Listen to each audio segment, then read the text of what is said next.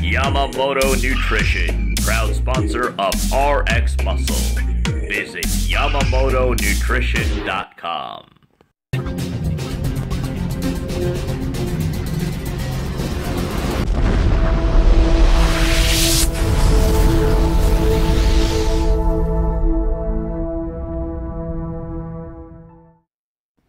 Welcome back to Live With, brought to you by Yamamoto Nutrition. I'm Dave Palumbo, and today's guest of the evening is IFBB Pro and new super freak on the block in the 212 division, Nicolas Vullioud. Welcome. Hey. How you doing? You had a pretty good pro debut at the Charlotte Pro, third place in that 212, very competitive 212 division behind Milan Shadik and of course Craig Richardson. The three of you battling it out there. And a lot of people have taken notice of your physique, and myself included. You have something special going on there for certain. You're from Switzerland, not a lot of pros out of the Swiss countryside, and you're really making a name for yourself lately.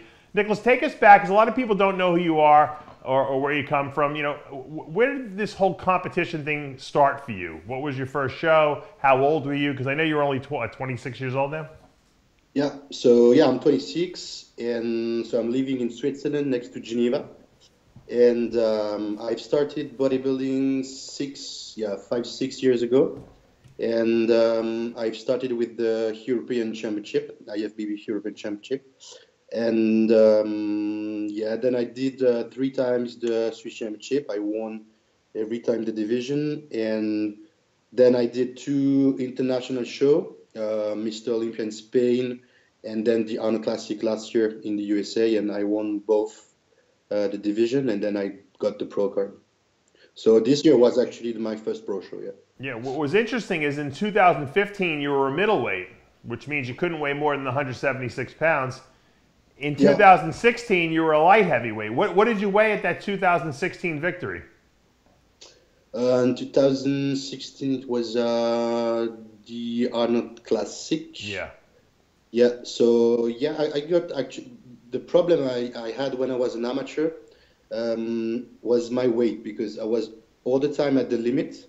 So I had to make a choice between being full or shredded. So I prefer to be shredded and to be under the division. So, but the thing is, I wasn't really, full. So yeah, I wasn't at 100% on the last show actually. Well, yeah, let's talk about the light heavyweight class, because you went from middleweight to light heavyweight, correct, in 2015 to 16? I'm not sure. Middleweight is like middleweight's 176 and light heavy's 198 cutoff. Yeah, I've been on the 80. No, yeah, it was. I'm not sure. On the 90 in 2015. And I think it's the same, on the 90 last year, yeah. So just 3-4 kilos of difference.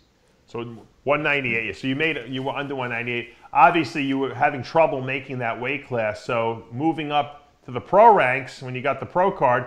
Now for a lot of people who don't understand, usually you have to win the overall at the Arnold Amateur to get the pro card, but because he 2 years in a row won it, first the Amateur Olympia and then the Arnold Amateur, they gave him a pro card, so he was able to do that. But now, once you move up to the pro ranks, the cutoff is 212 pounds, which gives you a lot more room to grow into that class, obviously, and to put on more muscle and not have to worry about making the class. Was that something that you knew would work to your advantage now that you didn't have to like try to suck down to 198?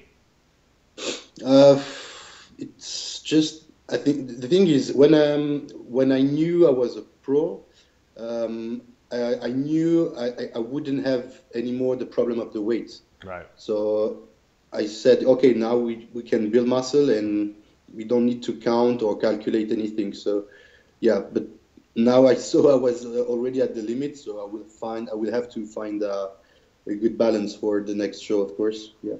Now you happen to be only about 5'4", so when you pack, over 200 pounds on that body, it looks huge. You look like a monster on stage, Well, thanks. I think it's just, like me, it's very visual.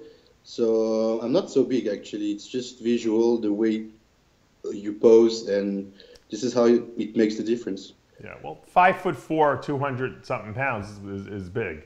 What did you actually weigh on stage at the Charlotte Pro? I was a bit lighter. When I did the weight in, I was at 211.9. That's pretty big. And on stage, I was probably at 208. Yeah, Okay. 9, not more.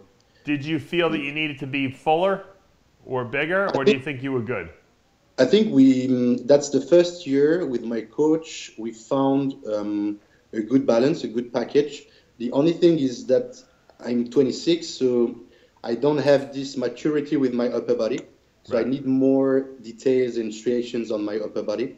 So I think that's one of the points that we have to improve for the next season. Look, to be honest with you, when I saw the pictures initially, I said, there's no way this guy's losing. I said, even in that lineup, I mean, you got ridiculous conditioning. Your glutes and hamstrings are crazy striated. You got a big back, got a great front double bicep pose. And then I saw the one picture where all of a sudden there was this big lump on, I think it was your right shoulder, I believe. And I was and I was like, what the hell was that? And I knew, look, as soon as I saw it, I knew the judges were going to mark that down, because that's something that they are pretty big sticklers for nowadays. What happened to the shoulder? What is it? I've heard a million different explanations. I want to hear it from your mouth. What's going on with that right shoulder? Yeah, but I have nothing to hide. So actually, I have a kind of scar. I did actually a checkup today, just this afternoon. So I have a scar. It's very superficial, but the doctor told me because of the weight and the mass I've gained during the last prep, it has pushed the scar on the side. So it's now more visible. But I have this since like 2 or 3 years, and it wasn't visible 3 years ago. Mm-hmm. But now I'm a bit bigger than the few years.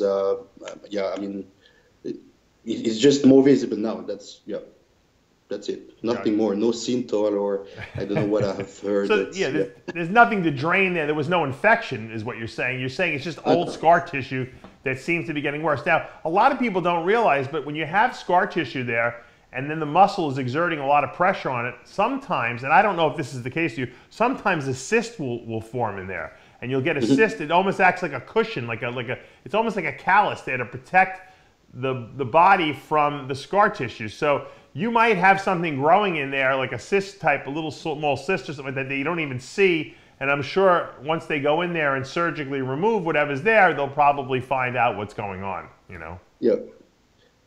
I think the mistake that I did was I knew I had this, but the thing is, I see my body every day. Right. So I couldn't realize it was so visible.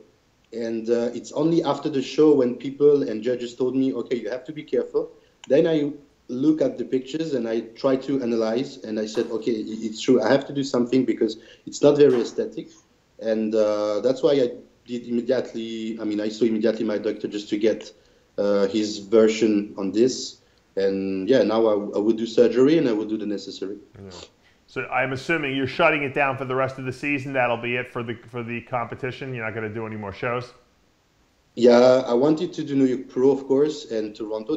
That was the plan. But yeah, I think it's more important to fix that now.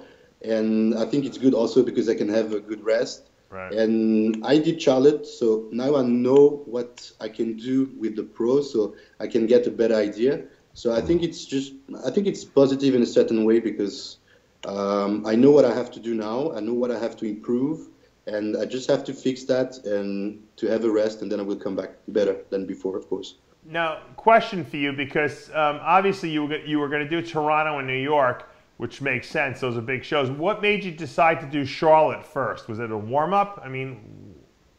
That was... I wanted to do something very quick in the year, and that was actually the first 212 Pro show. Okay. So that's why I've started with this one. Then New York, because New York is one of the biggest shows, we all know that. Yeah. And I think for the visibility, it's good. And Toronto, just because the plan was, I know that if you do maybe a third place, I mean 3 times, you can get your ticket for Olympia. I mean, you have some chances to get it. Right. So that was also the plan. I mean, to be at least in the top 3 for the 3 shows. Yeah. I mean, and let's face it, those were big shows you picked. You could have picked a small show and probably gone in there and won that easily, you know, but... Yeah, but I mean, you know, I'm doing this. I didn't get the pro card just to get the pro card, so right. I want to be the best. Right. I understand. It sounds maybe pretentious, but I want to compare myself with the best ones. So that's why it's good to do small show, because I can see my level with maybe guys from, I mean, during Charlotte, there were a lot of guys with, new pro. So it was good for me to see if I was at the right level. And shows like New York is good because I can compare myself with the best. So right. I can see really the level I can have. So that's why. Do you think you need to get any bigger? When you look at yourself, do you think you need to increase your size at all, or just your the proportion of your size? Nah, more the quality, I think, because the size I think is pretty good. We can do better, of course. But the thing is, I have to find a balance with the weight all the time, because being bigger is also being heavier. So I have to find a good balance with this, because I was already at the limit. So I have to improve first, I think, the quality. I know I have some weak parts like my chest and my back. I need more thickness. So I have to improve this. I know that my lower body is pretty good since like 2 years. That's probably my strongest part. Sure. So I need to improve the upper body, of course. Yeah. Now, you have one of the best set of legs, I would say, in the 212 division. Your glutes, your hamstrings, your quad, I mean, you have super development. What would you attribute that to? Because a lot of people are probably watching this and saying, man, this guy's, you know, what does he do for his legs? I mean, do you squat? Are you a leg presser? What do you feel is your bread and butter? Maybe you won't believe me, but I don't do any exercises for the glutes. It's just probably something genetic. Now the thing is, I work with a special method that my coach has created. It calls the SST, and this is something I have used since the 5 years I'm doing bodybuilding. Mm-hmm. And I think it really brought me a good quality and density, because I have used this during 5 years without stopping, and this is very intense with heavy weights, and I think it really paid off. Yeah. What kind of exercises do you do for your legs? I use a bit everything. I don't do any free squat. No? I only do leg presses, leg extension, basic movements. I think the thing is I have very short legs, so right. I don't need to do something, a full movement to get the right stimulation. So maybe I'm a bit luckier for this part, I would say. So this is maybe what makes the difference. I don't know. Who knows? Very impressive legs. You know, like I said, super intense. You got great veins and separation in there. What did you always have good legs as a kid when you first started, or was this something that just developed? I think since the beginning. When I started, we all know that my leg's going to be my strongest part. Mm-hmm. I didn't have maybe the hamstrings, so I have developed the hamstrings during the last few years, but the quads were already, I think, on track when I started this sport. Give us a little idea of what bodybuilding is like in Switzerland, because I personally, I've been to a lot of places. I've been to Switzerland. What are the gyms like? Do they have good equipment? What's the food like? Can you get the food that you want? Yeah. Well, first thing is Switzerland is very, very, very expensive. Mm-hmm. So it's very hard to, you can find everything. The food is really good. The quality is good, but you have to pay a lot. So apartment, food, gyms, everything is very expensive. If I can give you an example, if you want to go to the gym, the price for just one day, for one session, is approximately the same price as if you go in the USA but for 1 month. Wow, really? Yeah. So it's, you can get a better idea now. But you have everything. That's a very peaceful country, so I'm pretty relaxed here. I can do whatever I want. I'm very, I'm in my little world. So that's a good place, peaceful place. But honestly, I prefer the USA. You have more, there are more choices. There are more concept, like for the food, for the meal prep. And you can't find this in Switzerland. Because this is very, I don't know how you say, they don't like really the changes, you know. Right. So so when you speak about bodybuilding, first thing is that people don't really know what is it exactly, and then when you explain what you do, they just think you're crazy. So, they think you're crazy here too. Don't worry about it. If you had to move to the United States, what state would you want to move to? What do you like the best? I've stayed. I've been in Las Vegas last year during Olympia for a few weeks. Right. And I think that's the most incredible city I've ever seen in my life. Yeah. So everything is made for bodybuilding. Food, gyms, everything is open 24 hours, and that's just perfect for this sport. Do you see yourself moving in the next couple of years? I know you're still a young guy, so it doesn't really matter. I would love, of course. Now it's just about, it's the same problem all the time. It's just about money. Right. Because I can't go like that if I want, because I need to, I need to earn some money. But if I had more money, of course, I would have moved since a long time. Now, do you have any supplement company sponsors right now, or are you currently looking for a sponsor? No, I have signed with BPI Sport a few weeks before Charlotte. Congratulations. So they're really good. The company is really great and they support me a lot. So that's great. Yeah, very happy. It's good to have definitely. It's good to have a supplement company sponsor in this day and age because, like you said, it is a very expensive sport. How does your family feel about the whole bodybuilding? Are they supportive? I'm living with my mom because, as I said, it's very expensive. Yeah. So apartment, it's like just crazy, the price. Like how much per month? For combien on paye ici? 2000. So 2,000. It's approximately the same dollars. Wow. In Swiss francs. It's $2,000 for 1 month. Oh my God. And you have two rooms and a half. Holy mackerel. Yeah, so welcome in Switzerland. Yeah, live home, forget about it. Let mom pay the bills. Yeah, she's really nice. She supports me since the beginning. She helps me with food. Yeah. She went to all the shows I did in Switzerland. She was there. Oh wow. So, she's really that's a great person. Yeah.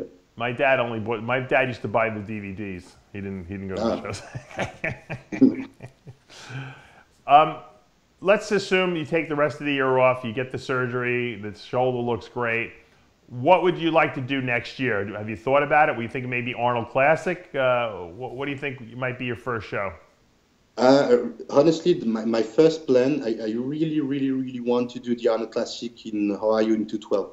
Because I know that's the biggest show. If you can do something great there, automatically you can do something great on the Olympia stage.